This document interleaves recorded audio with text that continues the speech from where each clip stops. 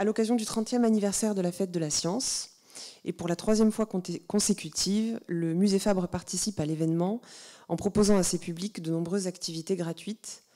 Le thème de cette année, portant sur l'émotion de la découverte, nous a donné envie d'explorer l'émotion, et notamment dans la rencontre avec l'œuvre d'art, dans une perspective pluridisciplinaire, et nous remercions ce soir nos invités d'avoir accepté d'y participer. Nicolas Saby, maître de conférences en mathématiques à l'Université de Montpellier. Gina Deveau, neurobiologiste, maître de conférences en neurosciences à l'Université de Montpellier. Pierre Stepanov, conservateur du patrimoine, responsable des collections de la Renaissance à 1870 au Musée Fabre. On va avoir pour temps environ 45 minutes pour échanger autour de cette thématique, l'émotion de la découverte, regard croisé. Et nous faisons tous des découvertes, grandes ou petites, qu'il s'agisse de découvertes scientifiques ou petites découvertes du quotidien, la rencontre d'un auteur à travers la lecture de son ouvrage, les résultats du baccalauréat, d'un monument, d'une œuvre d'art que nous voyons pour la première fois. Si découvrir consiste à trouver pour la première fois quelque chose, ou comprendre ce qui jusque-là était ignoré, faire connaître à autrui un objet jusqu'ici inconnu, découvrir est aussi ce que l'on dévoile, laisse voir, c'est ce qui est révélé. C'est cette part de surprise et d'inattendu dans la découverte qui provoque les émotions. Lorsque les émotions nous traversent, elles se manifestent de différentes manières. Le mot émotion venant du latin emobere, dont le E, variante de ex, signifie hors d'eux, cela traduit un certain mouvement, une manifestation physique à travers le corps. On identifie des émotions dites primaires, basiques, qui sont de l'ordre du plaisir ou de la douleur, peur, colère, tristesse, de l'autre côté la joie, l'extase, l'admiration. L'émotion se caractérise ainsi aussi bien par le sentiment, l'affection qui nous traverse, que sa manifestation, le trouble subi, l'agitation passagère causée par ce sentiment. Et si ces manifestations physiques sont observables, elles sont aussi mesurées, notamment grâce à l'imagerie médicale. L'IRM, on a identifié les zones du cerveau qui s'activent lorsqu'un mathématicien ressent par exemple la beauté d'une équation ou d'une théorie, et qui sont d'ailleurs les mêmes que celles d'une expérience intense devant la beauté d'une œuvre d'art. Comment ne pas songer au syndrome de Stendhal, qui renvoie à l'expérience de voyageur de l'écrivain français à Florence en 1817. Il témoigne dans son ouvrage, publié quelques années après, des vertiges qui le prirent devant les fresques de la chapelle Niccolini dans la basilique Santa Croce. Autour de lui, la proximité des tombeaux de Michel-Ange, Alfieri, Galilée, Machiavel le font éprouver des sentiments de béatitude et de piété. On peut rapprocher l'émotion ressentie du regardeur découvrant pour la première fois l'objet de sa curiosité et celle éprouvée par l'inventeur, scientifique ou mathématicien. Art et mathématiques sont deux manières pour l'homme de se représenter le monde. Le second, nécessaire à la mise en œuvre des premiers. L'invention de la perspective dans la représentation, à la Renaissance, en est l'une des illustrations. Contrairement aux artistes médiévaux qui privilégient une représentation symbolique de l'espace, on cherche alors à imiter la perception du réel. Si depuis lors la perspective monofocale détient le monopole de la représentation, elle relève d'un choix et d'un apprentissage. Bon, on ne va pas prétendre répondre à toutes les questions que soulève la thématique qui nous occupe ce soir, mais on va tenter de poursuivre quelques objectifs ensemble. Comment aborder le rapport entre émotion et découverte dans vos postures respectives de chercheurs? Discuter dans une démarche croisée art et sciences de la spécificité des mathématiques entre invention et découverte. Interroger le rapport entre découverte et apprentissage, émotion et mémoire. Alors pour démarrer, je souhaiterais revenir sur le terme d'émotion qui est central. Et je commencerai par vous poser à tous cette question pour vous. Qu'est-ce qu'une émotion ? Pierre Stepanov, je vous laisserai la parole en premier si vous le voulez bien. On va s'appuyer sur une œuvre issue des collections du musée Fabre, qu'en tant que conservateur, vous avez été amené à étudier. Et dans le cadre de vos recherches, je vous demanderai simplement comment appréhendez-vous le rapport aux émotions? Alors oui, merci Caroline, merci pour cette très belle introduction. Alors effectivement, j'avais envie de parler un petit peu de cette sculpture qu'on voit en photo. C'est celle de gauche, qui représente un Mars, le dieu de la guerre, qui est accompagné à droite, comme vous le voyez, d'un Jupiter. Alors, ce qui est assez amusant, comme on le voit bien, comme on le devine en tout cas sur ces photos, c'est que ces deux sculptures en fait fonctionnent comme des pendants. Elles ont, on arrive à en avoir l'intuition qu'elles s'inscrivent dans une série, qu'elles ont été produites par le même artiste, notamment quand on regarde un peu la forme de ce socle octogonal. Mais il n'en a pas toujours été ainsi. En fait, j'ai été amené à m'intéresser à cette sculpture, celle de gauche, il y a quelque temps, parce que je voulais faire un petit peu le point sur les sculptures du musée qui étaient en réserve. Et en général, voilà, les sculptures du musée qui sont en réserve, c'est les sculptures d'un intérêt un petit peu secondaire, parce qu'elles ne sont pas forcément rares, parce elles peuvent être assez récentes. Enfin, ça peut être des productions qui n'ont pas beaucoup de singularité ou de spécificité. Et donc, je passais un petit peu en revue toutes ces sculptures. Et je m'étais intéressé à ce bronze qui était décrit comme un gladiateur gaulois, je crois. Donc je me disais de manière un peu rapide, bon, bah alors si ça représente un Gaulois, c'est que c'est quelque chose qui date du courant du 19e siècle, l'époque où on commence à s'intéresser aux Gaulois. Donc c'est sans doute un bronze un peu moderne, un peu industriel et sans doute pas très rare. Et je pense que c'est assez intéressant en fait du point de vue de cette question de la recherche et de l'émotion, de la découverte, c'est qu'il y a un petit peu le pendant qui est l'indifférence. C'est-à-dire, j'avais en fait dans ces réserves un espèce de nuage de sculptures pas très intéressantes qu'on ne regarde jamais très bien. Et en fait, ce que je trouve intéressant, enfin j'y pense en vous écoutant, c'est que il y a d'une part en fait la posture qu'on a, voilà, quand on découvre quelque chose, mais il y a aussi cette espèce de posture inverse qui peut susciter ensuite la découverte, qui est de choisir, d'essayer de sortir en fait de ce regard très très flou. On regarde pas vraiment les choses, on ne s'y intéresse pas forcément, on va pas forcément les étudier parce qu'on considère qu'on sait déjà ce qu'il faut savoir dessus et que ces œuvres ou n'importe quel autre sujet nous a déjà dit d'un petit coup d'œil, l'objet nous dit déjà tout ce qu'il a à nous dire et qu'il nous dira pas grand chose de plus. Et donc, finalement, je l'avais gardé en tête, je l'avais gardé en mémoire de manière un peu lointaine. Et puis un soir, je me suis dit, bon, je vais quand même essayer de voir s'il n'y a pas d'autres musées qui auraient d'autres tirages de cette sculpture. Et ma foi, même si c'est une sculpture pas très intéressante, au moins je l'aurais replacée dans une production, j'en saurais un peu davantage. Donc je me suis mis à chercher sur des sites internet d'autres musées où on peut voir toute la collection. Donc vous avez 300 sculptures à la suite sur un menu déroulant et puis on les regarde toutes les unes après les autres et puis on regarde un petit peu plusieurs bases de données de plusieurs musées qui sont connus pour avoir beaucoup de sculptures. Et finalement, je suis tombé sur une photographie qui tout de suite m'a rappelé, m'a évoqué cette sculpture qui était chez nous. Et ça avait l'air de ressembler donc à un bronze de Michel Anguier, donc un grand sculpteur du temps de Louis XIV, sculpteur très important, un petit peu un des fondateurs du classicisme en sculpture française, et donc s'intégrer dans une série de bronzes qu'il a produite au XVIIe siècle et dont il a fait quelques tirages. Mais forcément, on est au XVIIe siècle, donc un tirage en bronze, c'est une technologie qui est quand même plus difficile à mettre en œuvre, et donc c'est des sculptures qui sont plus rares, qui ont beaucoup plus de prix, et donc tout à coup, forcément, là, l'émotion, on peut dire qu'elle m'a pris, parce que je me suis demandé, voilà, si on n'avait pas affaire à une sculpture particulièrement rare. J'ai cherché dans d'autres publications, voilà, je me suis rendu compte qu'il en existait pas plus de 2 ou 3 connus au monde, donc ce qui c'est quand même assez fort. Et bon, et là, c'est évidemment le moment où on se rend compte qu'on n'applique pas bien la démarche scientifique parce qu'on tient pas bien ses notes et on tient pas bien ses photos. Et donc, parce que les photos en histoire de l'art, c'est très très important. Je cherche dans mon téléphone, dans 1 milliard de photos, je n'arrive pas à retrouver la photo de la sculpture qui est chez nous, donc je peux pas faire cette comparaison. Donc émotion et puis inquiétude à la fois.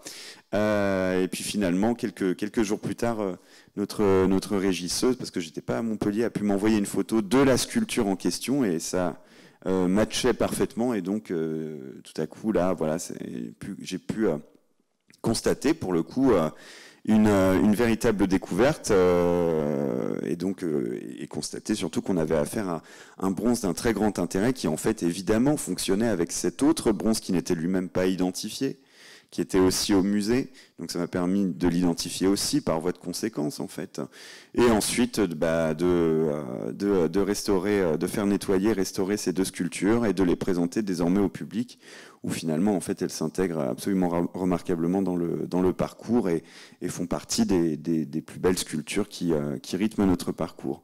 Donc je trouve ça assez stimulant. Enfin, en tout cas, incontestablement, l'émotion peut accompagner la démarche scientifique et je l'ai bien ressenti intérieurement.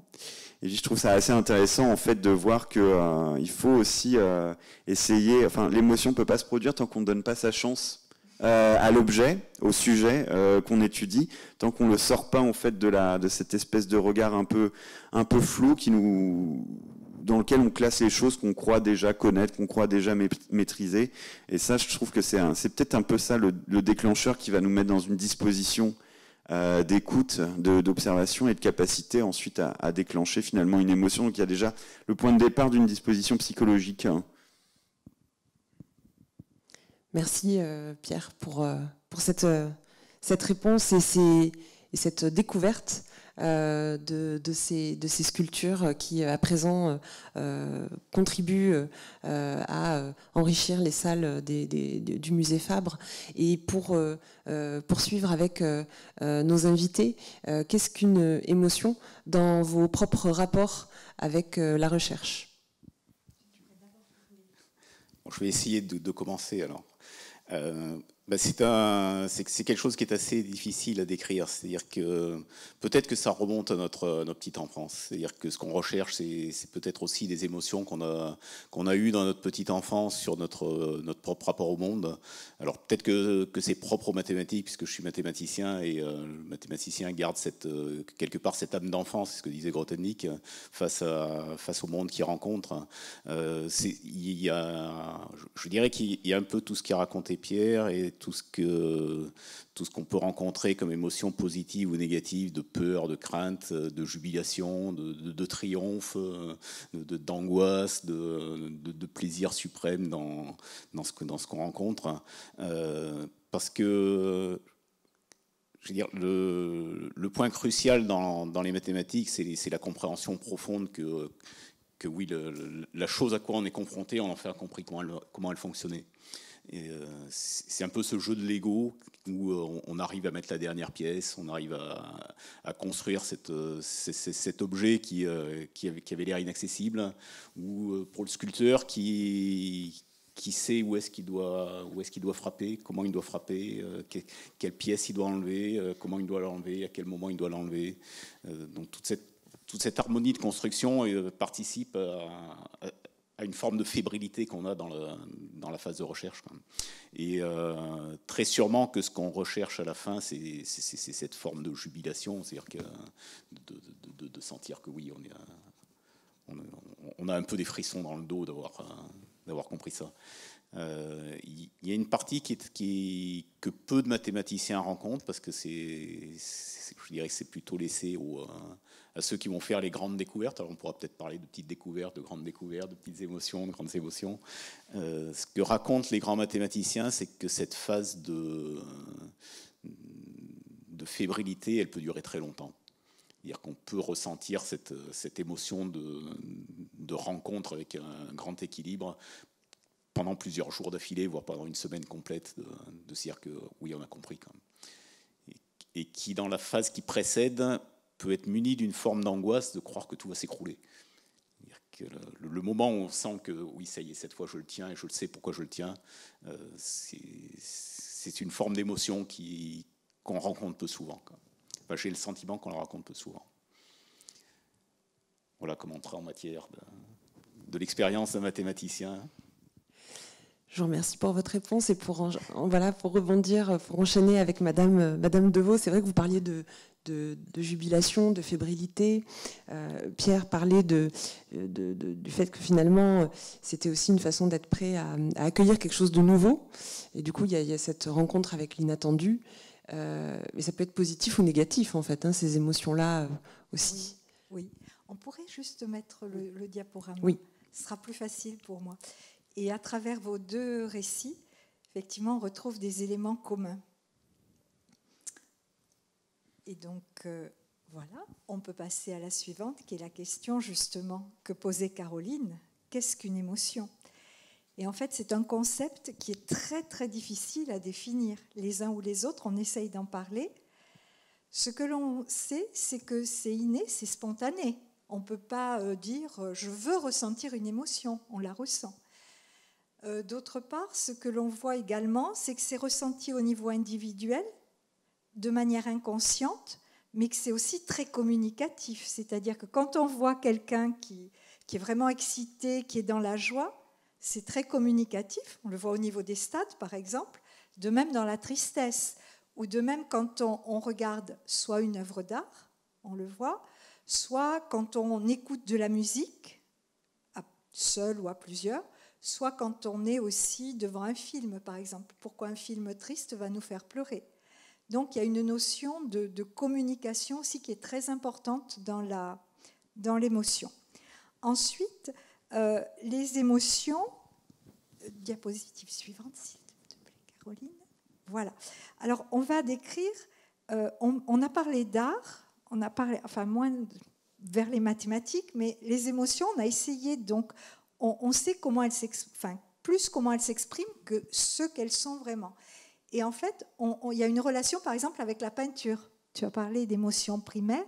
Et en fait, on va dire que, pour nous, les neurobiologistes, on va définir quelques émotions que l'on va appeler primaires ou basiques, qui vont être dites universelles. Alors, il y a effectivement des émotions plutôt de type valence négative. Celle qui va être la plus étudiée, la plus connue, c'est la peur. Pourquoi ? Parce que dans les rôles, on va voir que ces émotions ont un rôle aussi fondamental dans la vie. Elles sont essentielles. Et notamment, alors on parlera de la peur, de la colère, de la tristesse, du dégoût. Dégoût, c'est par rapport à l'alimentation aussi, beaucoup. C'est-à-dire ne pas manger quelque chose qui pourrait être nocif. J'en reviens à la survie. Mais dans les positives, ce sont celles que vous avez abordées tous les deux dans l'émotion positive de la découverte, c'est la joie, la surexcitation, et puis également ce que vous avez abordé tous les deux, qui est très intéressant, c'est la surprise, c'est-à-dire l'inattendu. Et là, c'est intéressant aussi. Mais il faut voir que les émotions, en fait, elles vont pouvoir se décliner dans un gradient qui va être quasi infini, on va pouvoir mélanger. C'est-à-dire que parfois, dans la joie, on a un peu de tristesse, ou dans la surprise, des fois, on a un peu de déception, ou des différentes choses. Diapositive suivante, qui pour moi va être importante, c'est que tous les deux, même, vous avez défini aussi, c'est que c'est par rapport à des entrées d'abord sensorielles. On voit des photos, où on écrit et on voit des équations. Et donc, c'est une représentation qui va être d'abord des entrées d'informations qui vont être analysées et qui vont être en relation avec la mémoire. Vous l'avez dit tous les deux, vous l'avez aussi évoqué, soit par rapport à l'enfance, soit aussi par rapport à des images qu'on a déjà vues. On fait référence à quelque chose qui est déjà mémorisé. Et là, c'est un point essentiel, c'est que les émotions sont absolument importante pour tout ce qui va être mémorisé, et notamment les émotions sont aussi un élément essentiel et très fort pour la consolidation de la mémoire. D'ailleurs, juste petit rappel à l'heure actuelle, on parle beaucoup de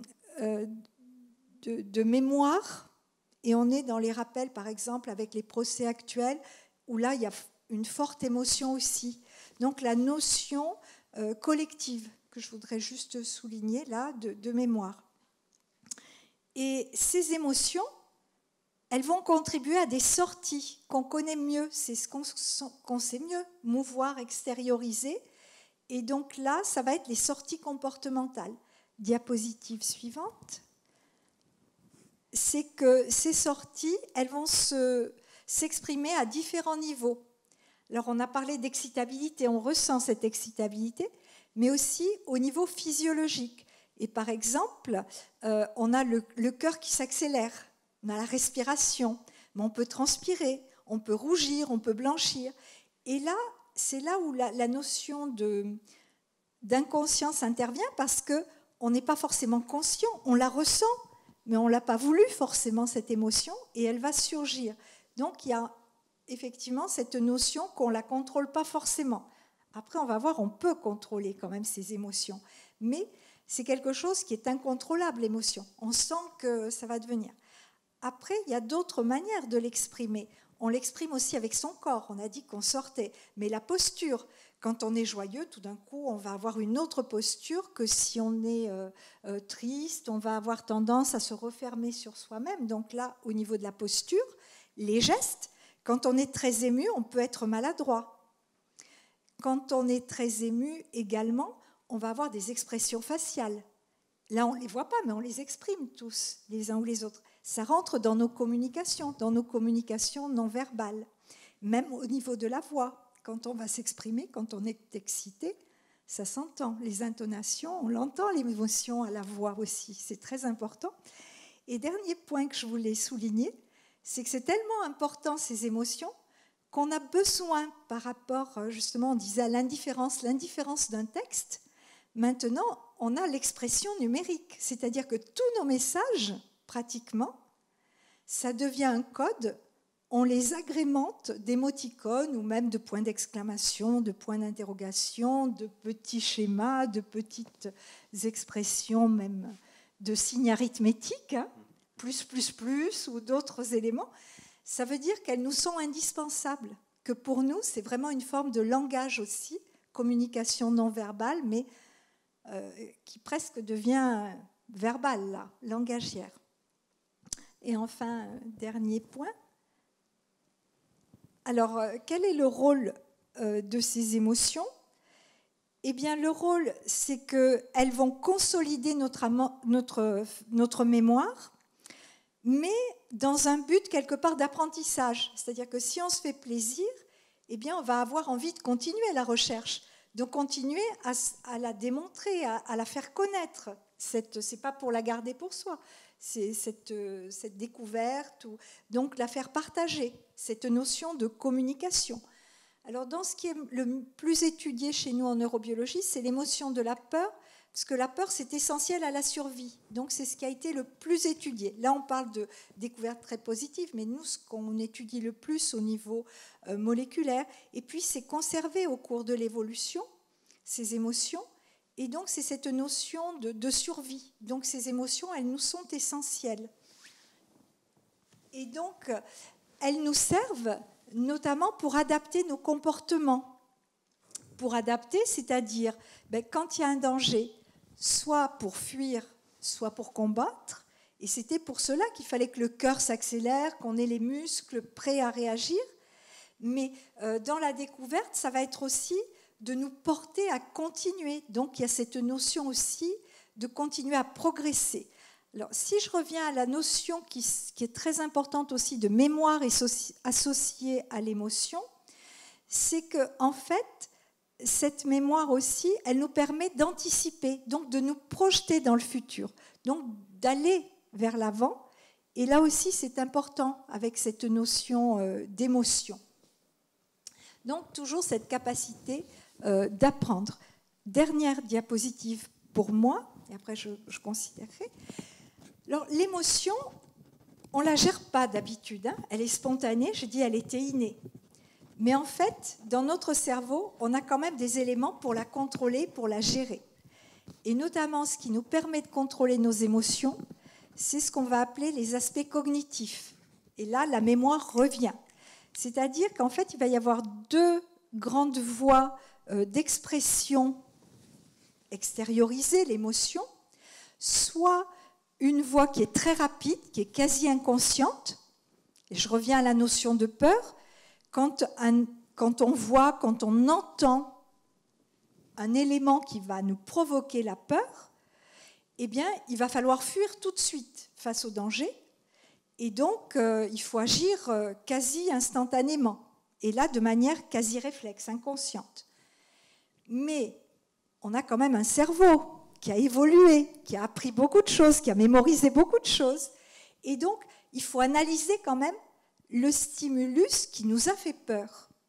Et du coup, eh bien, c'est tout ce qu'on a appris, tout ce qu'on a connu, qui va faire qu'on va être amené à contrôler nos émotions et donc à réagir de manière plus adaptée par rapport au contexte. Alors, je reviens à un exemple qui est très connu, c'est la petite araignée, dont on dit qu'on va avoir souvent peur, mais la petite araignée, elle est quand même petite par rapport à nous. On va devoir pouvoir contrôler notre peur. Et en fait, c'est très cognitif, c'est-à-dire qu'on va se dire, mais quand même, devant cette petite araignée, on ne va pas avoir peur.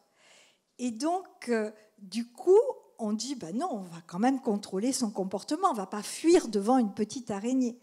Du coup, on réagit par rapport aussi à ce qu'on connaît. Donc ça, c'est une voie qui est un peu plus lente, qui mérite d'être, d'agir par rapport au contexte. Donc l'émotion, elle va tenir compte aussi du contexte, de nos apprentissages. Mais c'est intéressant à décoder parce que ça va être valable aussi pour les autres émotions. C'est-à-dire que pour nous, on se fait plaisir effectivement, mais après on va dire oh, il faut quand même contrôler. Et dans ces émotions, je voulais juste terminer cette partie-là, et après on pourra discuter, il y a la notion de culture pour nous les humains et de civilisation qui va être très importante, c'est-à-dire que dans certaines cultures, il va falloir extérioriser un peu plus nos émotions pour les rendre plus communicables aux autres. Et dans d'autres cultures, au contraire, on va nous apprendre à contrôler nos émotions. Et même si on a très peur ou si on est très joyeux, au contraire, à montrer une sorte de neutralité parce que ce ne serait pas bien élevé de trop les extérioriser. Donc en fait, vous voyez que c'est quelque chose qui à la fois est inné, mais qui de manière culturelle va devoir aussi parfois être contrôlé dans un sens ou dans un autre. Et dernier point, je voulais dire, donc de manière générale, nous ressentons tous des émotions. Par contre, parfois, dans certaines pathologies, ces émotions, elles sont moins ressenties que de manière naturelle et normale. Notamment dans les formes, par exemple, d'autisme, où ils ont beaucoup plus de mal à montrer ou à extérioriser, mais chez chacun d'entre nous. Et effectivement, ce qui est intéressant, ce qu'on voit en imagerie cérébrale, c'est que ce soit dans l'art, quand on montre des images de sculpture, de peinture, que ce soit des scientifiques, quand ils sont heureux, eh bien, ce sont les mêmes régions cérébrales qui interviennent. Et là, c'est intéressant, parce que quoi que nous fassions, nous fonctionnons un peu sur le même mode, mais toujours de manière unique. Voilà ce que je voulais dire ce soir. Moi, en vous écoutant, il y a une question qui m'est venue à l'esprit, que j'ai très envie de vous poser. C'est, enfin, vous avez bien branché, si je puis dire, les émotions à des instincts de survie, si j'ai bien compris. Et alors, est-ce que c'est, enfin, moi, je me fais souvent la remarque que la découverte, le fait de comprendre quelque chose, que ce soit une découverte objective ou une découverte pour soi, bon, vraiment, ça produit un plaisir, une joie. Je trouve même parfois ça me fait même penser, même dans le cadre de la conversation, par exemple, une expression très juste, ça peut même presque faire rire de l'entendre. Vous voyez ce que je veux dire? Ou même aussi dans l'humour, un trait d'esprit, je sais pas, un rapprochement entre des idées, des concepts très éloignés, ramassés dans une petite expression. C'est à la fois, on a l'impression de comprendre quelque chose, et en même temps, quand c'est bien dit, ça fait rire. Et est-ce que c'est à dire que, du coup, par voie de conséquence, est-ce que ça veut dire que quand on comprend, quand on découvre, on a une espèce de plénitude de sécurité, justement, qui serait un petit peu le contraire de l'inquiétude parce qu'on se sentirait en danger? Alors là, ça devient beaucoup plus complexe. Bien sûr, ce que je viens de vous dire, c'est quand même un cadre où on essaye d'expliquer. Alors, je ne dirais pas que c'est simpliste, hein, c'est loin de là, et il y a des années d'études, mais derrière de compréhension qui viennent de très loin. Mais après, c'est aussi beaucoup plus complexe, et c'est ce qui fait l'intérêt des cerveaux, et notamment des cerveaux humains, c'est qu'en fait, il peut y avoir un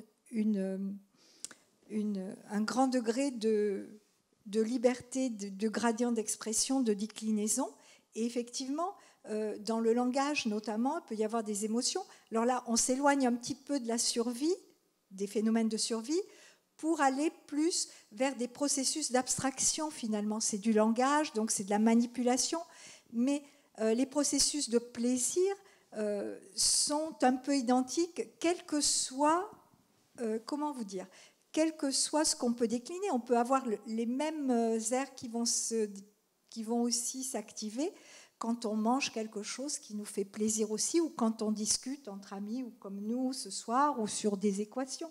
Donc, en fait, ce sont les mêmes régions qui vont être mobilisées, mais par contre, les entrées sensorielles vont être un peu différentes. Les unes vont être gustatives, les autres auditives. Et ce qui va être effectivement un plaisir, c'est de comprendre. Et l'humain, bien sûr, de comprendre, c'est rassurant aussi. Donc, cette notion de recherche, de compréhension, et inversement, quand on est dans un contexte d'incompréhension, on va être inquiet, tout à fait. Il va y avoir une inquiétude. C'est une forme de la peur de l'inconnu, c'est-à-dire que l'inconnu fait peur. Rend anxieux. Rend anxieux, oui. C'est une variante de la peur. Oui, c'est un élément de peur. Ce qui expliquerait d'ailleurs peut-être pourquoi tout ce qu'on ne comprend pas, on le met, comme je le disais tout à l'heure, dans une espèce de boîte des choses qui ne sont pas très importantes finalement. Ou parfois qui peuvent devenir très importantes. Oui, justement. Mais vu qu'elles nous angoissent, peut-être qu'on les met sous le tapis, dans le registre de ce qu'on croit avoir compris, de ce qu'on croit être maîtrisé, jusqu'à ce qu'on soulève le tapis et qu'on se rend compte que c'est plus compliqué que ça. Et là, peut-être on enclenche une espèce d'insécurité qui peut être un moteur, en fait, aussi. Oui, qui peut être un moteur aussi, l'anxiété, ou pour aller essayer de chercher à comprendre. Il y a quelque chose. Moi, j'avais une question à te poser, Gina, c'est la question de la peur et des apprentissages. C'est est-ce qu'on joue à se faire peur pour apprendre? Est-ce qu'on joue à se faire peur pour maîtriser sa peur? Il y a que tu as parlé de maîtriser ses émotions. La peur est effectivement une des émotions les plus fortes. C'est celle qui est la plus étudiée parce qu'au cours de l'évolution, cette émotion-là intervient tellement dans la survie, la peur du danger, reconnaître, apprendre le danger, que finalement, c'est celle qui est la plus étudiée, la mieux connue. Et c'est vrai qu'on connaît mieux, quelque part, les émotions négatives, au niveau neurobiologique, sont plus étudiées que les émotions positives. Et on aimerait bien qu'il y ait plus d'études, finalement, sur les émotions positives. C'est juste pour rebondir sur ce que tu dis, Nicolas, parce que finalement, on dit toujours la peur des mathématiques, mais la peur des mathématiques, ça empêche d'apprendre aussi. Enfin, il y a toujours les deux aspects, hein. C'est jamais noir ou blanc. Et en fait, de se faire plaisir, ça permet de mieux apprendre aussi les mathématiques.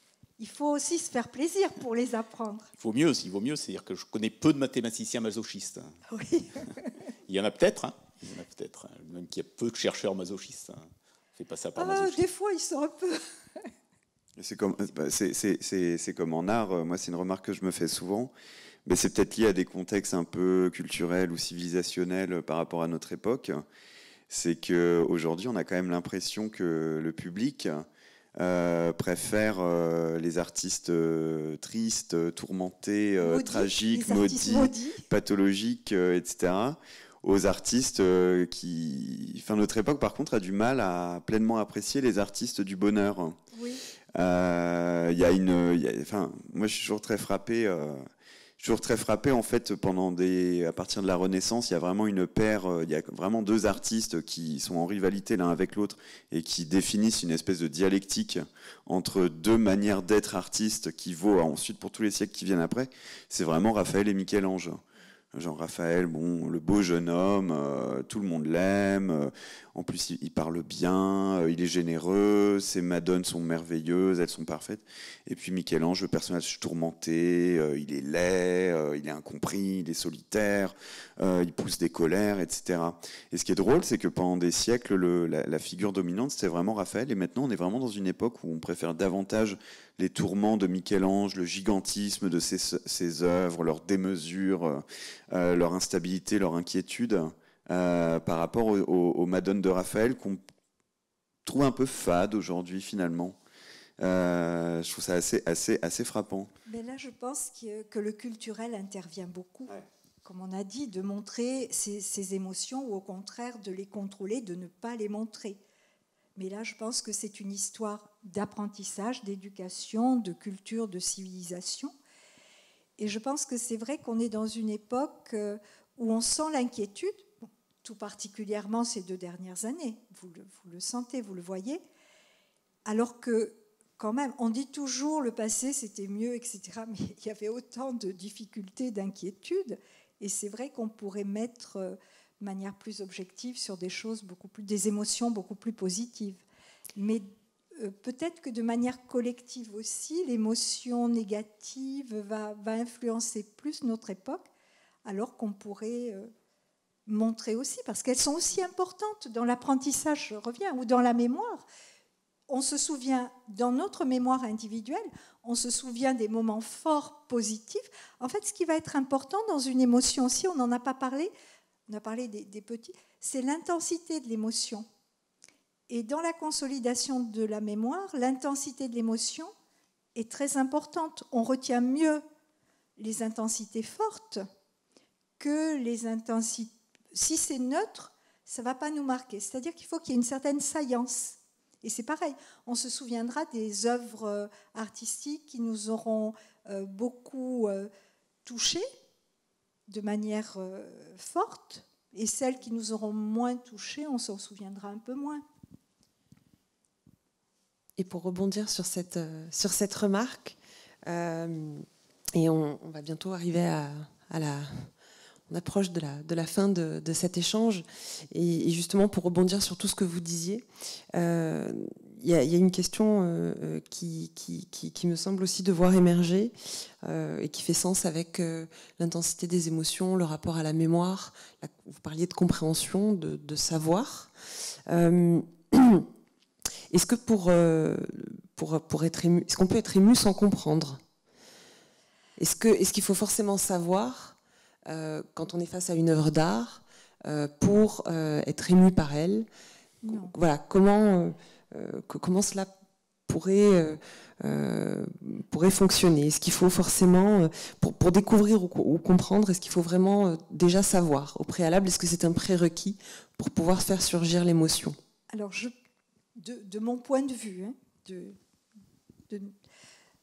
non, il n'y a pas de savoir, mais c'est par rapport à sa propre mémoire. C'est un peu ce que tu disais aussi, c'est par rapport à son propre vécu, parce que l'émotion, c'est une expérience. Je ne l'ai pas dit au début, je l'avais écrit, mais chacun fait sa propre expérience.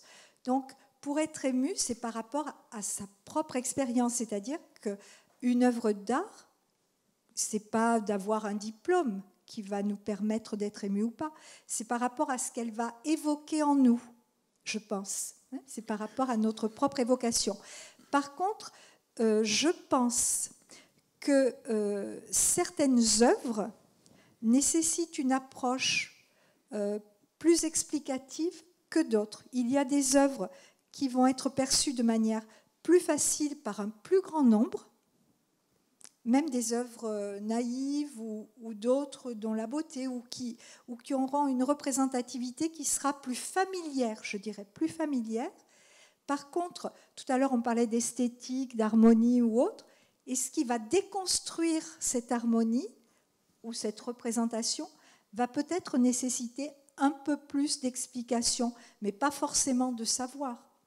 Je parlais de mémoire et d'apprentissage, c'est-à-dire que chaque expérience va nous apprendre un peu plus, mais par rapport à nous.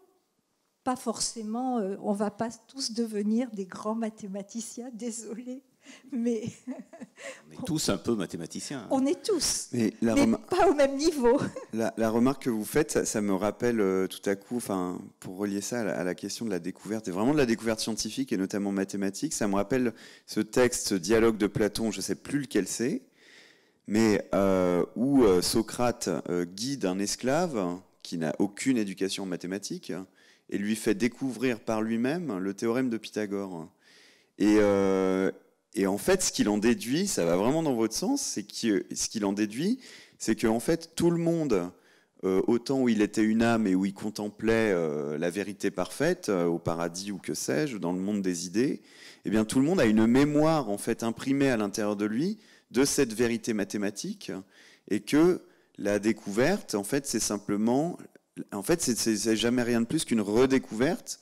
Et c'est même à se demander justement si on ne voit pas là suggérer cette idée d'une plénitude parce qu'on retouche du doigt, en quelque sorte, une sorte de vie intérieure où on avait déjà cette vérité qui a été enfouie par le fait qu'on est dans une vie terrestre et on touche du doigt en fait une espèce de mémoire de quelque chose qu'on a déjà toujours su. Et il y a de ça chez Platon et ça m'évoque beaucoup ce que vous venez de dire. Alors juste, je te laisse parler après. Juste, je mets un petit bémol, c'est que la mémoire, elle se construit en nous par chaque élément de vie, par chaque expérience. Donc peut-être qu'au départ, on n'a pas toute cette vérité quand même, c'est tout. Mais elle se construit. Pour moi, c'est une construction, c'est une dynamique qui se poursuit tout au long de la vie. Oui, ben, les mathématiciens aiment beaucoup la philosophie de Platon et il y a des raisons à ça. Alors le texte auquel vous faites référence, c'est le Ménon de Platon. Alors c'est pas tout à fait le théorème de Pythagore, c'est ce que Socrate doit faire découvrir à l'esclave, c'est qu'il sait déjà comment transformer 2 carrés en 1 carré. Et la question qui lui était posée, c'était est-ce qu'on peut enseigner la vertu? Il me semble que c'était quelque chose comme ça. Et Socrate lui dit qu'on n'a pas besoin d'enseigner la vertu parce que c'est quelque chose qu'on a en soi, et que comme la connaissance mathématique du fait qu'on sait transformer 2 carrés en 1 carré, et que la connaissance mathématique, c'est quelque chose qui va sortir de nous parce que les mathématiques existent. Et c'est ce vrai problème qu'il y a sur l'enseignement des mathématiques, c'est comment on rencontre les mathématiques, c'est-à-dire quelles sont les émotions qu'on va rencontrer, parce que les objets ne sont pas là. Et la philosophie de Platon, elle est dans dire que les objets existent dans un monde abstrait, dans un monde des idées quelque part, et que notre problème d'humain est d'aller rencontrer ces idées, d'aller pouvoir discuter avec ces objets. Du point de vue des émotions, c'est que je pense que c'est quelque chose de particulier, c'est-à-dire que l'absence d'objet fait que la rencontre est forcément intérieure et qu'il y a forcément quelque chose d'intérieur.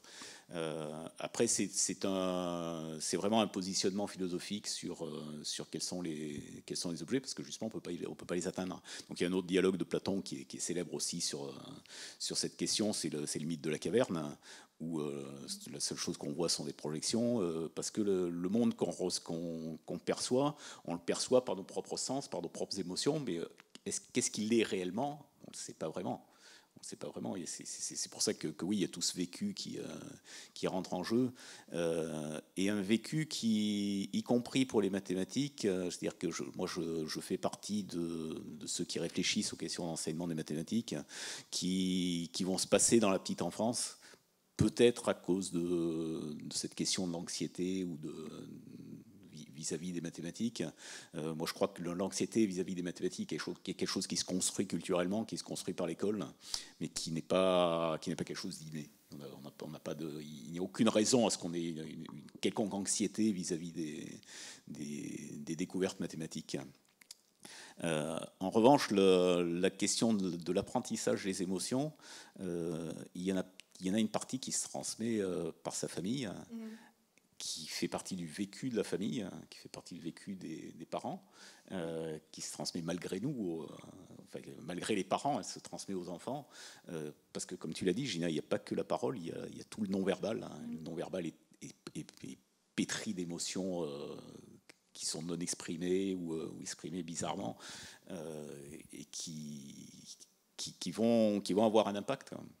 Et qui ont aussi un impact sur la façon dont on voit le monde et de la façon dont on le comprend et de la façon dont on va faire des mathématiques. Je veux dire, Là, je suis tout à fait de ton avis et d'accord avec toi.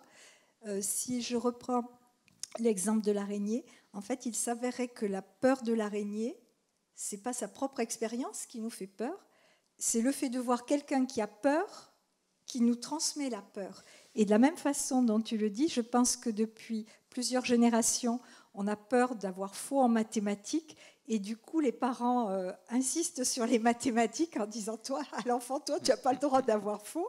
Et donc, du coup, l'enfant se dit, mais c'est chaud. Du coup, ce serait juste de parler de patrimoine émotionnel, d'une famille, d'un peuple, d'une cité. Mais tout à fait. Les récits émotionnels, en ce moment, on en parle beaucoup, même au niveau mémoriel, des transmissions. Ça a été beaucoup étudié aussi par les historiens en ce moment, hein. Les récits ou les non-dits, puisqu'on parle beaucoup d'émotions. Il y a à la fois le langage par les mots, mais très souvent, c'est plutôt le non-verbal qui parle. Sur les non-dits, je vais parler de Bertrand Russell, qui est un des très grands logiciens du début du XXe siècle, fin du XIXe siècle, hein, qui a consacré sa vie à la recherche de la vérité, et d'essayer de définir c'était quoi la vérité. Tout ça est très bien raconté dans une BD qui s'appelle Logicomics, hein, sur la vie de Russell.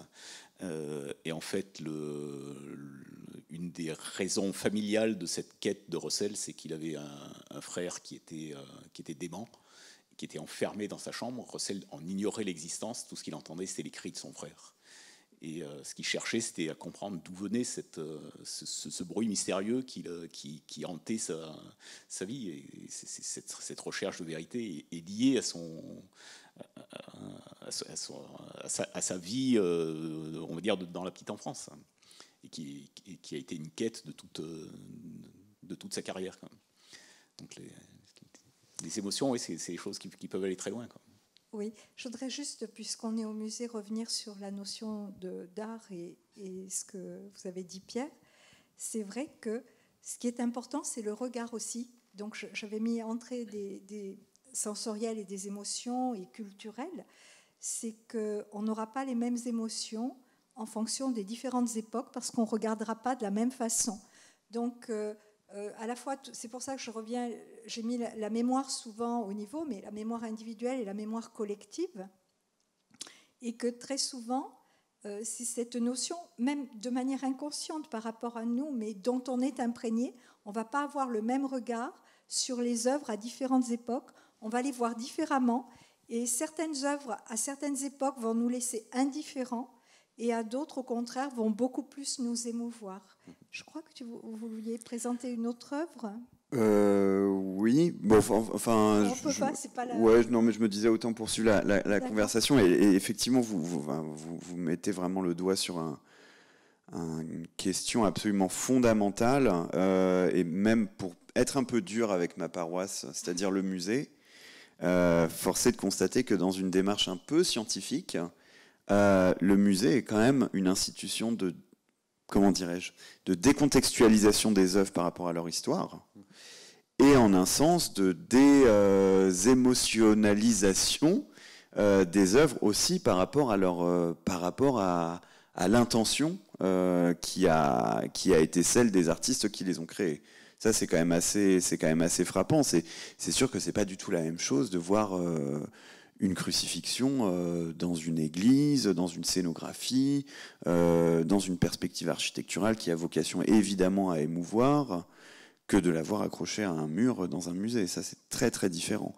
Et c'est vrai que alors du coup, le musée a pour rôle de faire, en quelque sorte, en fait, d'effacer une émotion religieuse, hein, je ne sais pas si on peut le dire, et de faire émerger une émotion esthétique, quoi, une émotion artistique. Et ça, c'est des questions assez fortes. Mais pour revenir, moi, je voulais juste revenir sur ce qui a été dit par rapport à la question que Caroline a posée par rapport à est-ce qu'on peut avoir une émotion sans comprendre?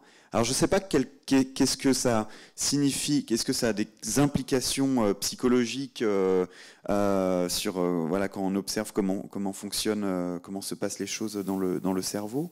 Mais moi je remarque quand même qu'il y a je pense que c'est assez proche des mathématiques justement, il y a l'émotion de l'image. Mais il y a aussi, alors peut-être il faudrait plus parler de plaisir, je ne sais pas. Il y a le plaisir de comprendre comment c'est fait. Quand on comprend, par exemple, je pense à un bon exemple, une image tellement vue que du coup elle ne suscite plus d'émotion, la Joconde. Bon. Ceci dit, ça fait une émotion de la voir en vrai. Ça, tout à coup, c'est tout petit, en fait, voilà, des choses comme ça.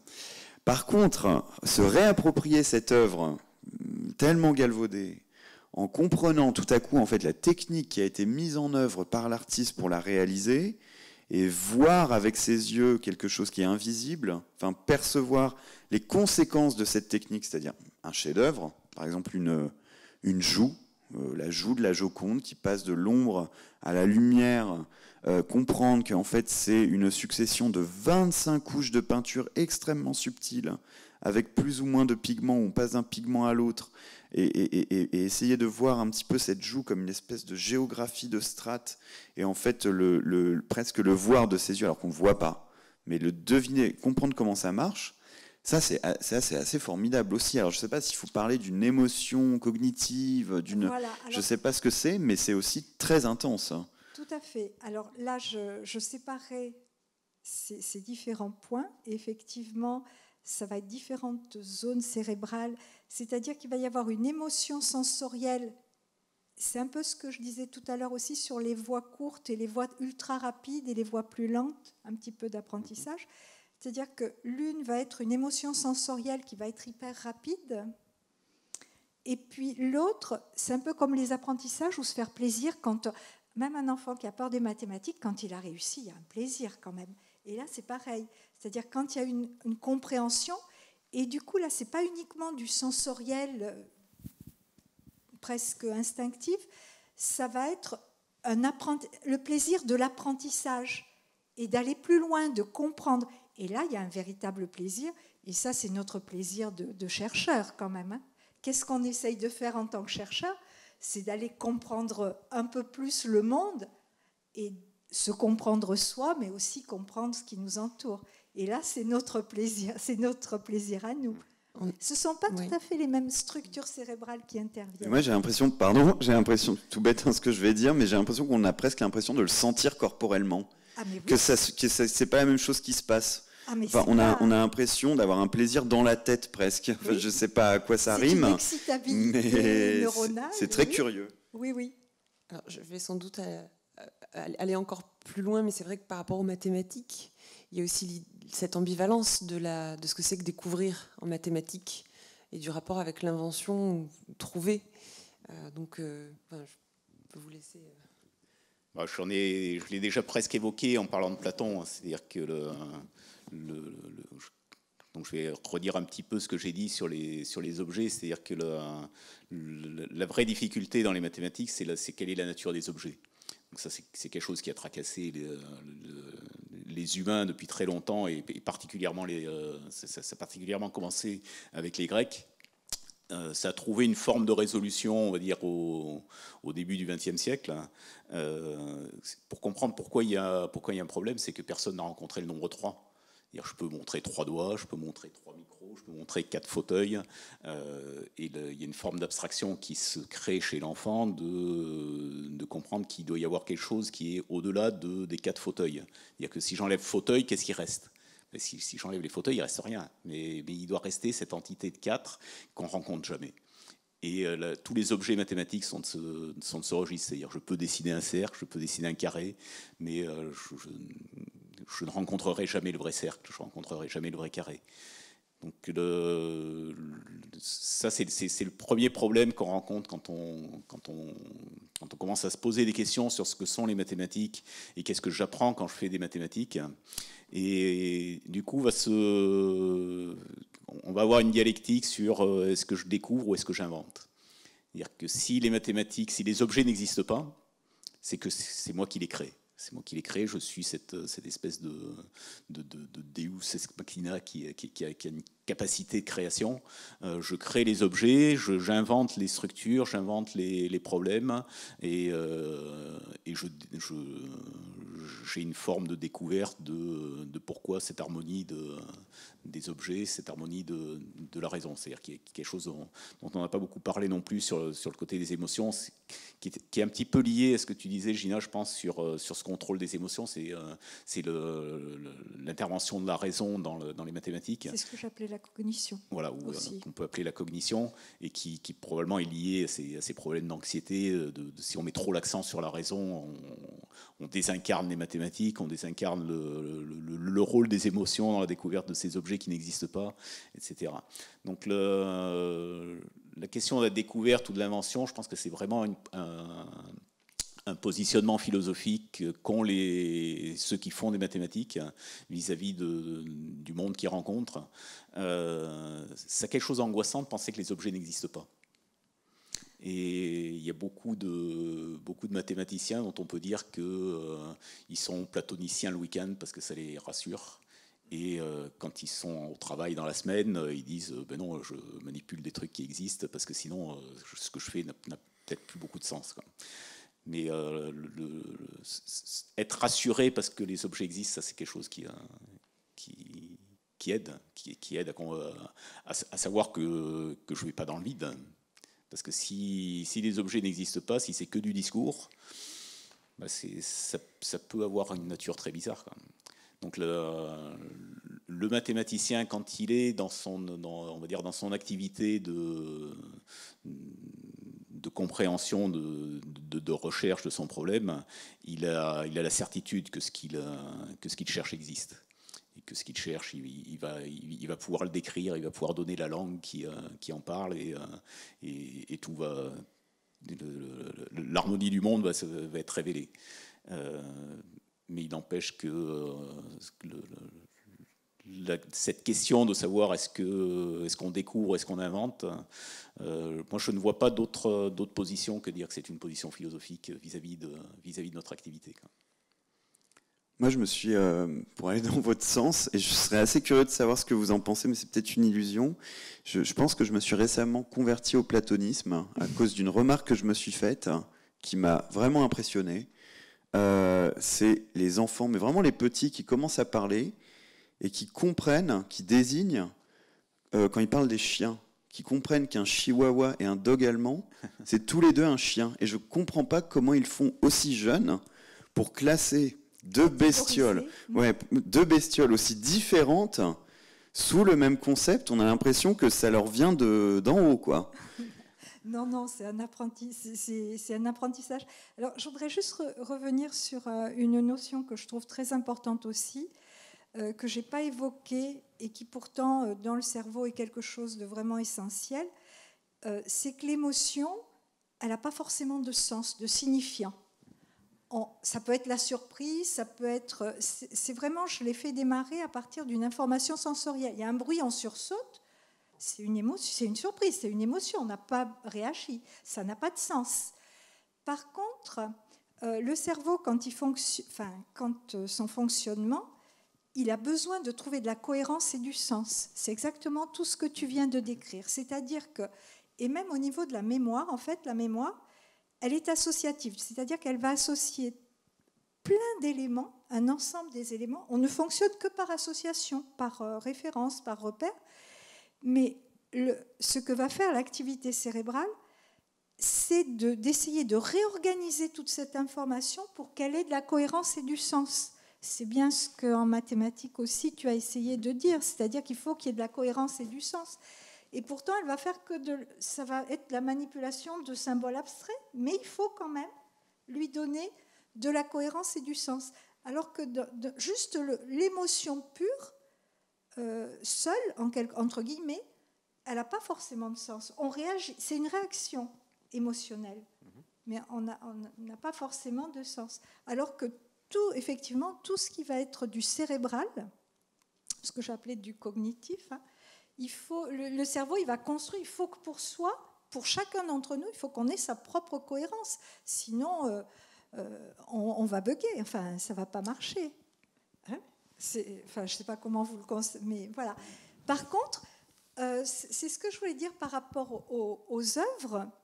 Il me semble que tout le travail des mathématiques, c'est d'essayer de construire l'harmonie du monde en abstraction, et que quelque part, la création artistique, quelle qu'elle soit, c'est de représenter, c'est de manière concrète, par une représentation, qu'elle soit symbolique, qu'elle soit représentative, qu'elle soit, d'essayer d'exprimer d'extérioriser cette perception intérieure. Il me semble, après, je ne suis pas artiste et je ne suis pas dans le monde artistique, mais il me semble que c'est d'en exprimer la représentation. Ah oui.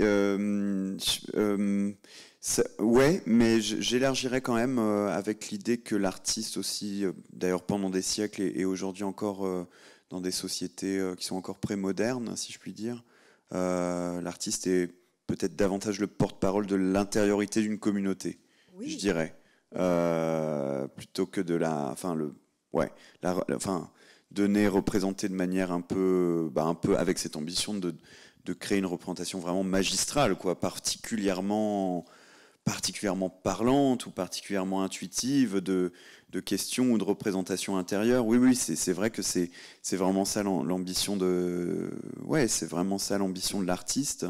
Et puis il faut aussi avoir à l'esprit que pendant longtemps, ça a été une démarche, je pense, aussi collective. C'est-à-dire que c'était aussi la rencontre entre une commande qui elle-même avait d'un commanditaire qui lui-même se représentait déjà, pensait déjà lui-même de quelle manière il voulait faire un geste en étant le commanditaire de cette œuvre, et avait déjà bien souvent sa propre idée de ce qu'il voulait voir représenter, et puis après l'artiste qui fait cette mise en œuvre et qui essaye d'aller dans le sens de cette représentation, mais effectivement pour représenter des choses intangibles. Enfin, en tout cas, c'est quand ça marche, c'est vrai qu'on a vraiment souvent l'impression de reconnaître le chef-d'œuvre, pour le coup. Oui. Ouais, je peux poursuivre parce que j'ai beaucoup travaillé aussi avec des artistes sur les liens entre les mathématiques et les arts. Je crois qu'il y a des choses qui sont communes et puis il y a des choses qui sont différentes, notamment sur l'œuvre d'art. Dire que c'est quelque chose que vous avez évoqué par rapport à la musique peut-être, et puis par rapport à la Joconde, comment elle a été, le processus de Léonard quand il dessine la Joconde, son savoir-faire, son invention de technique, etc. En fait, je crois pas qu'il veut le montrer. Et le musicien, c'est pareil, c'est-à-dire que est-ce que le musicien veut montrer son processus de création? Est-ce qu'il veut montrer sa technicité, sa qualité là-dedans? J'en parlais une fois avec un copain qui est musicien et qui me disait, parce que c'était à propos on était allé au même concert, je crois, et lui avait remarqué des tas de choses, et puis moi je lui avais dit non, je me suis laissé porter par la musique, et en fait je suis pas musicien, donc ce que j'entends des tas de choses ensemble, mais je suis pas capable de te décortiquer. Tiens, là il y a un violon qui a fait un truc qui était pas bien, là il y a cette chanteuse, elle a eu un placement de voix qui était peut-être pas aussi juste que ce qu'il fallait, et il m'a répondu oui, c'est parce que toi en fait t'entends la musique, nous ce qu'on entend c'est on entend tous les instruments. Et face à une œuvre d'art, on peut aussi voir la même chose, c'est-à-dire que quand on est un spécialiste, par exemple quand on est un sculpteur spécialiste, on va voir le processus de construction de la sculpture, et peut-être que c'est ce qu'il va chercher, le spécialiste. Le peintre, c'est aussi ce qu'il peut aller chercher. Mais le néophyte, quand il est face à l'œuvre, s'il ressent des émotions, c'est probablement pas ce qu'il cherche à avoir, quand même. Mais en fait, ce qui est drôle, c'est que, vous avez tout à fait raison, mais il y a peut-être, c'est ça qui est amusant, c'est qu'il y a peut-être un artiste, en un sens, qui a voulu nous associer au processus de création, parce que c'est presque à se demander si c'était pas la seule chose qui l'intéressait. C'est justement Léonard. Vous regardez la quasi-totalité de ses œuvres, elles sont pas finies. En plus, il a passé 15 ans dessus, donc c'est vraiment, en fait, les œuvres sont des expériences en elles-mêmes, où il teste des choses, où il essaye des choses, où il termine pas, parce que finalement l'aboutissement, ça l'intéresse pas, c'est plutôt la mise en œuvre de ce processus de création qui le stimule, sans parler de tous ces petits griffouillages, de toutes ces notes qui sont elles-mêmes toujours des espèces de petites machines, des petits fonctionnements, des espèces ces espèces d'avions, ces espèces de choses. D'ailleurs, ce qui est très amusant quand on regarde les avions de Léonard, c'est qu'à aucun moment il se pose la question du moteur qui pourrait faire fonctionner un mécanisme aussi lourd. On s'en fiche complètement. Ce qui compte, c'est la petite machine qui va battre des ailes, c'est ça qui l'amuse. Sur un coin de papier comme comme quand on est au téléphone et qu'on griffonne comme ça sans même y penser et qu'on invente. Lui, c'est un petit peu pareil.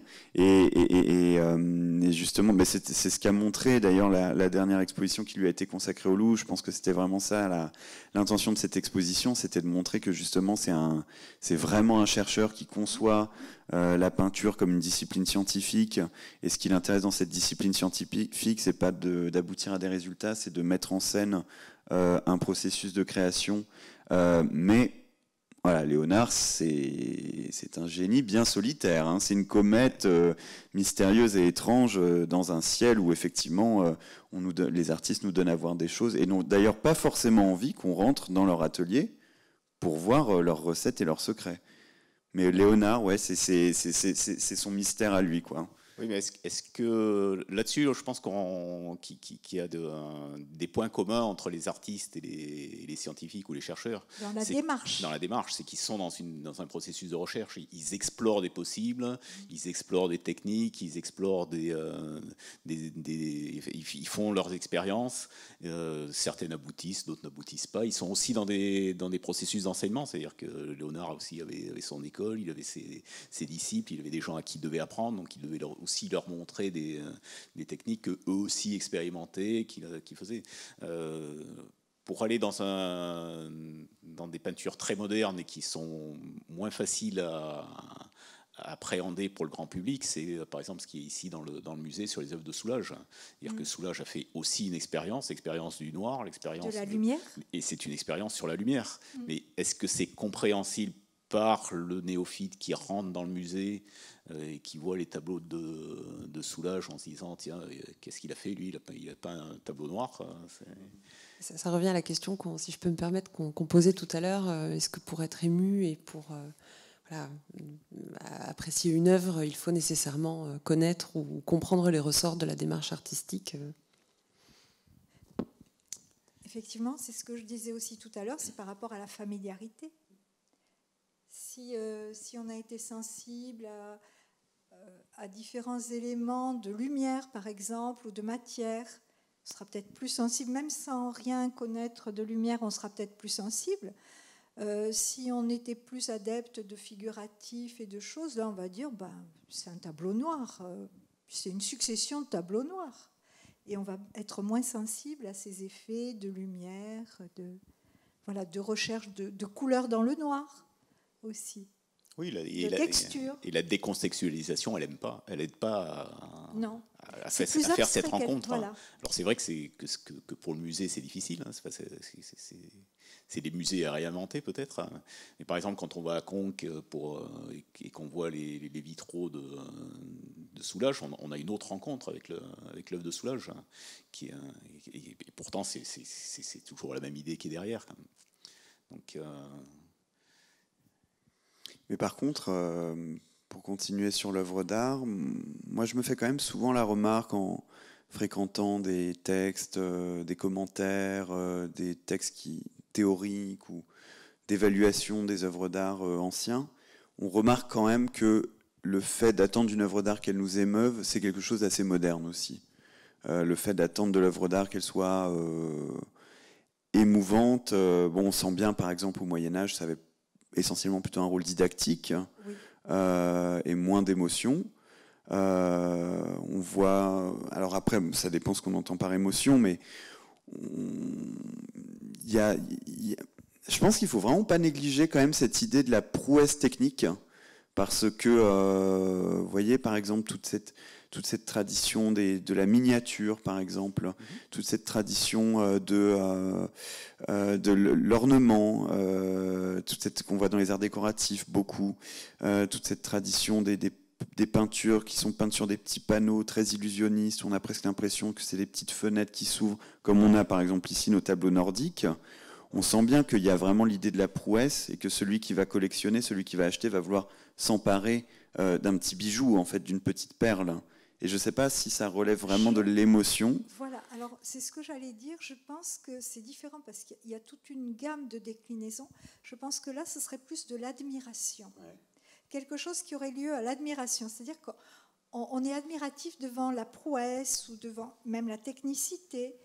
Et que l'émotion, c'est quelque chose de beaucoup plus spontané Et je pense que l'émotion, on parlait de raison et d'émotion, pendant très longtemps au niveau culturel, on a été quand même une culture des cartes, c'est-à-dire bien raisonnable et logique, et que l'émotion, quelque part, c'est venu à la fin du XVIIIe siècle, XIXe siècle, et surtout XXe siècle, et que par rapport à ce que vous disiez sur le collectif et l'individuel, c'est monté avec l'individualisme. C'est-à-dire que l'émotion, c'est quelque chose qui est ressenti. Alors, j'ai dit tout à l'heure que c'était très communicatif, c'est vrai, hein, on le voit au niveau des stades, au niveau de la peur, enfin tout ce qui est collectif, peur ou joie intense. Mais je pense que le côté émotion, c'est quelque chose qui a quand même une connotation individuelle. C'est-à-dire que plus ça va être ce que moi j'ai ressenti, mon émotion, même si elle est dans un champ collectif. Et donc c'est quelque chose qui est monté avec la littérature, avec la peinture, avec la musique. Parfois on parle plus d'émotion au niveau musique qu'au niveau peinture, enfin visuel, mais ressenti. Et ça a quelque chose de très individuel, je pense. C'est monté avec l'individualisme. Et avant, par contre, ce sera plus de l'admiration ou du symbolique, ou de montrer son... Louis XIV, c'était montrer son pouvoir, montrer sa puissance. L'œuvre d'art devait montrer qu'on était quand même quelqu'un d'important. Absolument, oui. Mais que le côté émotion, c'est quelque chose qui est monté en puissance avec le 19e et le 20e, et maintenant même au niveau du 21e siècle, et avec l'individualisme, le ressenti. Et ouais. C'est pour ça que je disais que c'était très culturel. En même temps, je ne sais pas si tu es... Oui, je partage ce que tu dis, mais en même temps, quand Napoléon voit les pyramides... oui, il ressent. Il ressent quelque chose. Hein. Oui, je pense. Et je pense que ça a traversé les siècles. Quiconque a vu ces constructions se dit waouh. Mais l'émotion est universelle et on l'a toujours ressenti. Mais la démonstration, enfin, pas la démonstration, mais le fait de pouvoir en parler, de pouvoir l'exprimer, de pouvoir le dire, je pense que c'est plus récent quand même, au niveau culturel. Oui, probablement. Mais justement, c'est même à se demander, en fait, finalement, si vous voyez ce rapport avec... moi, je me pose souvent des questions sur le régime de rapport qu'on a avec les œuvres. Et donc, du coup, l'horizon d'attente, disons plutôt, l'horizon de... Alors, pas d'émotion, parce que j'ai essayé de dire un mot justement plus général, l'horizon de, je sais pas, de sentiments, l'horizon d'activité psychologique, je pour être extrêmement neutre. Je me demande, voilà, si le régime de rapport qu'on entretient avec les œuvres d'art ne va pas déterminer justement la sorte de sentiment qu'on va produire. Par exemple, historiquement, c'est assez daté, hein, c'est la fin du XVIIIe siècle que, comme vous le disiez, hein, on voit vraiment surgir cette idée de que l'œuvre va de pair avec l'émotion, et Kant va nous parler du beau et du sublime, mais ça va de pair aussi avec un rapport désintéressé à l'œuvre d'art. Hein. C'est pas comme un gâteau, il nous émeut aussi, mais c'est parce qu'on a envie de le manger, quoi. L'œuvre d'art, c'est autre chose, c'est un autre régime, et Kant invente un peu ça, enfin son époque l'invente. Et comme par hasard, c'est aussi l'époque où on invente justement cette idée que le musée, c'est le lieu où on va avoir une fréquentation avec des œuvres, mais qu'on peut pas toucher, qu'on peut pas serrer, qu'on peut pas caresser, qu'on peut pas s'approprier en fait, ou d'une manière purement mentale. De manière purement abstraite, de manière politique, parce qu'on nous dit c'est un patrimoine collectif, donc vous pouvez vous l'approprier. On ne peut pas se l'approprier, en fait, stricto sensu. Donc je me demande aussi si par le passé, à l'époque où les œuvres d'art étaient davantage faites pour être dans des cabinets, qu'on pouvait les tenir, par exemple le bronze que j'ai montré, c'est quelque chose qu'on tient, qu'on touche, qu'on arrache parfois quand on se bat dans une vente, vous voyez, ça peut être vraiment des rapports de prédation. Je me demande s'il n'y a pas là tout un régime d'émotions, le collectionnisme, le goût, l'appropriation, qui ne s'est pas dissous. Et d'ailleurs, je trouve ça très drôle qu'aujourd'hui on parle encore de goût, alors qu'on goûte plus vraiment les œuvres en fait. Et je pense que dans relation à la sensorialité. Alors que dans le passé, je pense qu'on les goûtait beaucoup plus justement. Mais je crois qu'on revient quand même au toucher, parce que j'ai entendu que notamment pour les malvoyants ou les aveugles, il y avait des œuvres qui pouvaient être touchées. Tout à fait, oui. On y revient quand même. Ça, absolument, ça c'est quelque chose qu'on a fait au musée il y a 4 ans maintenant, où effectivement on a proposé une galerie de reproduction de sculptures qui pouvait être touchée. Mais par contre, quelque chose qu'on ne pouvait pas faire, c'est pas tout à fait la même chose, hein, c'est ce que disent c'est ce qu'on a appris, c'est ce que j'ai appris en tout cas personnellement, c'est qu'on ne peut pas tenir. Et toucher et tenir, c'est pas la même chose. Et puis le poids. Exactement. Et tenir, ça veut dire s'emparer d'eux, ça veut dire posséder aussi. Et ça, c'est quelque chose qui, en tout cas, les œuvres qu'on a proposées, on ne pouvait pas les tenir parce qu'elles étaient assez grosses, assez monumentales. Mais il y a tout un champ d'émotions en fait qui s'est un petit peu dissous aussi dans l'histoire et qu'on voit par contre encore aujourd'hui. Moi, c'est quelque chose que je peux faire grâce à mon métier. Je connais un petit peu quelques collectionneurs, notamment d'œuvres d'art anciennes. C'est des gens souvent assez farfelus, il faut bien le dire. Et c'est frappant parce qu'on voit qu'ils portent encore, eux, le témoignage d'un rapport aux œuvres d'art, mais qui est invraisemblable. Où on sent qu'ils ont besoin de les toucher, ils parlent à leurs œuvres, etc. Ils leur donnent des petites pichenettes de temps en temps, ce qui est un peu contraire à leur conservation. Ils aiment bien les manipuler, mettre un peu de salive dessus pour que ça brille. Enfin, c'est très drôle. Et quand ils loupent une vente, quand on les voit en direct, ils sont grincheux, etc. Et ils disent, en fait, elle était nulle et tout. Et donc, comme des mufles, quand on parle d'une femme ou d'un homme qu'on a désiré, j'en veux plus, en fait, c'était nul. Et quand ils arrivent à avoir l'œuvre qu'ils voulaient, ils jubilent.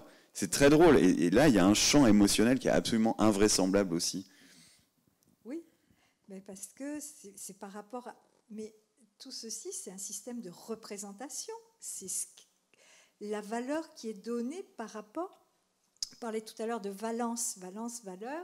C'est par rapport à ce qu'on va projeter nous-mêmes sur l'œuvre et donc cette représentation qu'elle va avoir pour nous. C'est important. Et je suis obligée de mettre un terme sur ces dernières paroles de Gina Devaux. Merci à tous les trois. On arrive au terme de cet échange.